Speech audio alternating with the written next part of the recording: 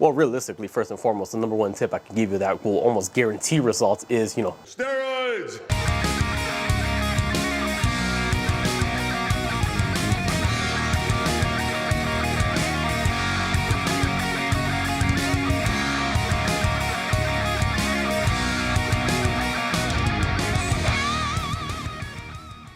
What's up everyone, David here. Got a new video for y'all today, but before we get into it, if you haven't already, make sure you subscribe to the channel and hit the bell notification so you don't miss out on any new videos. Remember, new videos every week. So for today's topic, we're going to be talking about squat, how to add more pounds or kilos, depending on where you are, to the bar, going down, coming back up. How do we build up that squat?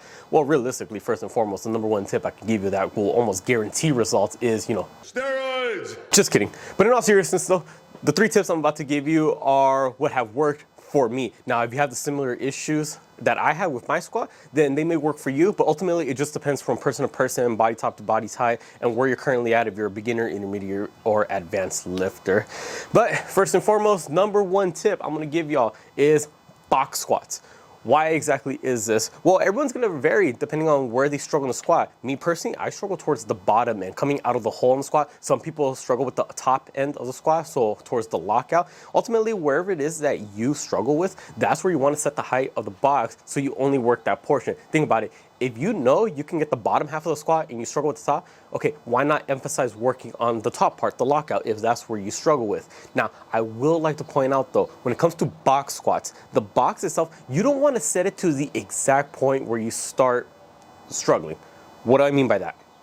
I'm pretty sure you've all recorded yourself in a squat, you go down, you come up, and then there's that sticking point where you start shaking, you start grinding through it, and then come up.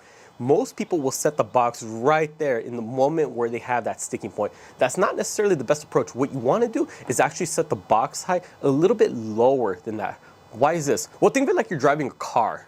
Let's just say you're speeding down the road and for whatever reason, you got to stop in that moment. Maybe there's someone crossing the road and you didn't see him, so you got to stop so you don't hit him. What happens when you step on the brakes immediately when you're speeding down in your car? Does the car stop in that moment, or do the wheels stop spinning but the car still moves a little forward until it ultimately stops moving?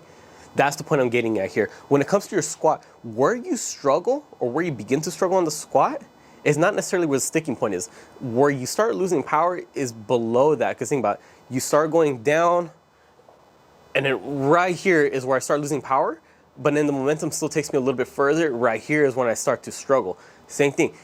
You want to set the box height just a little bit below where it is that you struggle. If you struggle exactly halfway up on your squat, set the box height a little bit below halfway, because in reality, that's where you start to lose a little bit of power, and that's when you need to really start pausing and coming back up.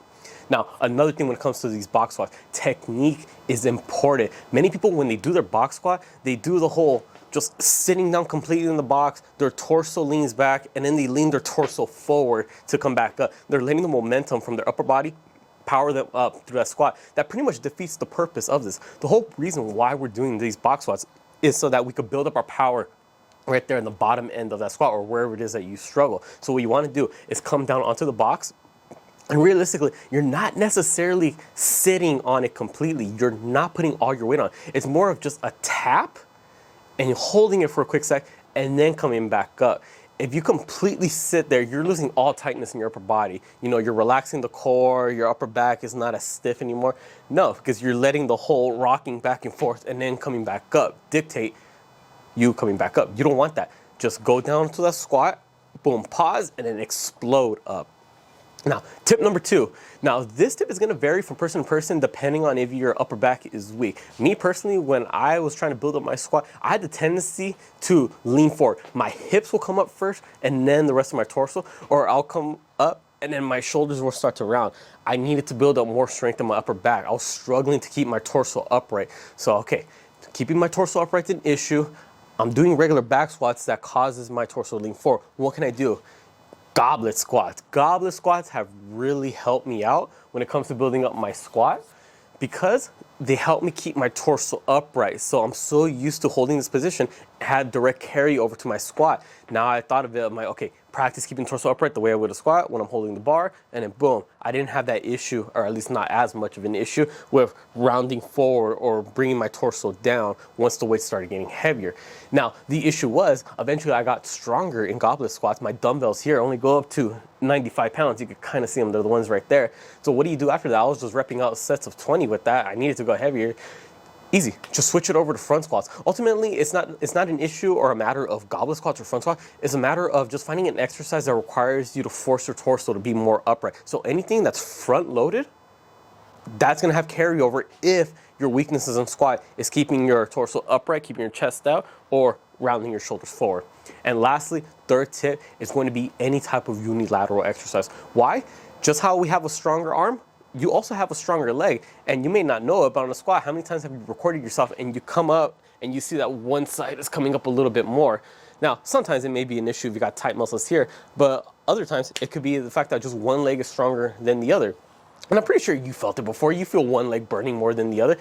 One leg is working harder to compensate for the weaker leg. So what do we do with this? I say a unilateral exercise because all that means is just one leg is taking over. So realistically, any type of lunge or single leg support exercise. So it doesn't matter if it's a split squat. It doesn't matter if it's a forward lunge. It doesn't matter if it's a reverse lunge. It doesn't even matter if it's a walking lunge. Just choose an exercise where you're working one leg at a time, and boom, you'll address the issue of having one leg that's stronger than the other.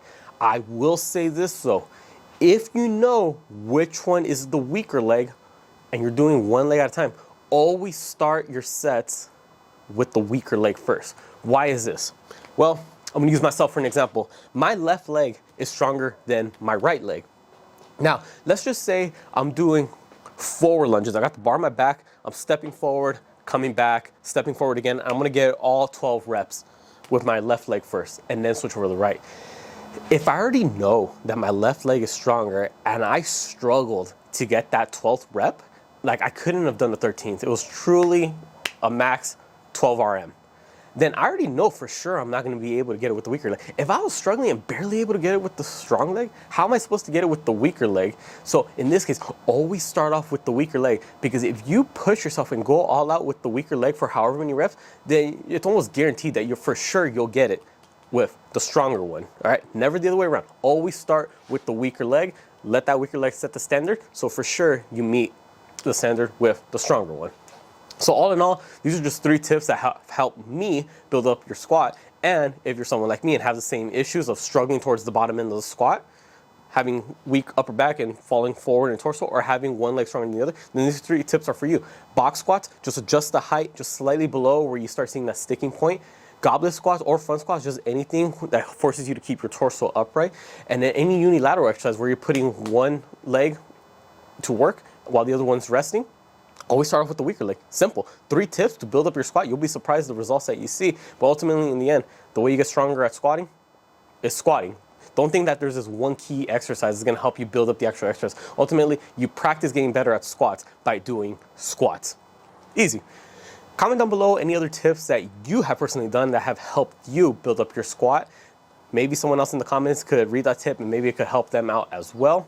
Make sure you comment down below any other video suggestions you'd like to see me do. I'll be more than willing to help out. Make sure you subscribe to not just my channel, but my girlfriend's channel and the couple's channels so you don't miss out on any new videos. Remember, we got new videos every week across the board for all 3 channels. And then for Instagram and TikTok, same thing. Make sure you follow me on my accounts, girlfriends, couples. I put all the links down in the description below. With that being said, catch y'all next time.